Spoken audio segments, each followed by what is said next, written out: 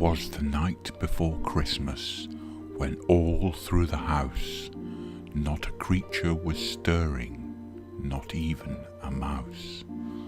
The stockings were hung by the chimney with care, in hopes that St. Nicholas soon would be there. The children were nestled all snug in their beds, while visions of sugar plums danced in their heads. And Mamma in her kerchief and I in my cap had just settled our brains for a long winter's nap. When out on the roof there arose such a clatter, I sprang from my bed to see what was the matter. Away to the window I flew like a flash, tore open the shutter and threw up the sash. The moon on the breast of the new fallen snow gave the lustre of midday to objects below, when what to my wondering eyes should appear but a miniature sleigh and 8 tiny reindeer. With a little old driver so lively and quick, I knew in a moment it must be St. Nick. More rapid than eagles, his curses they came, and he whistled and shouted and called them by name. Now Dasher, now Dancer, now Prancer and Vixen, on Comet, on Cupid, on Donner and Blitzen. To the top of the porch, to the top of the wall, now dash away, dash away, dash away all.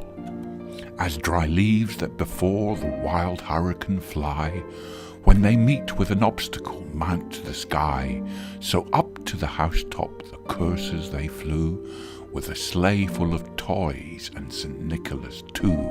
And then in a twinkling I heard on the roof the prancing and pawing of each little hoof. As I drew in my head and was turning around, down the chimney St. Nicholas came with a bound.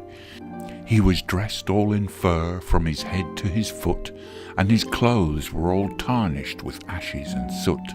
A bundle of toys he had flung on his back, and he looked like a peddler just opening his pack. His eyes, how they twinkled! His dimples, how merry! His cheeks were like roses, his nose like a cherry.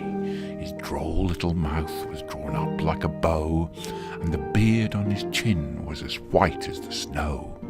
The stump of a pipe he held tight in his teeth, and the smoke it encircled his head like a wreath.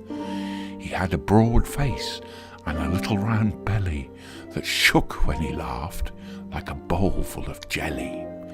He was chubby and plump, a right jolly old elf, and I laughed when I saw him, in spite of myself. A wink of his eye and a twist of his head soon gave me to know I had nothing to dread.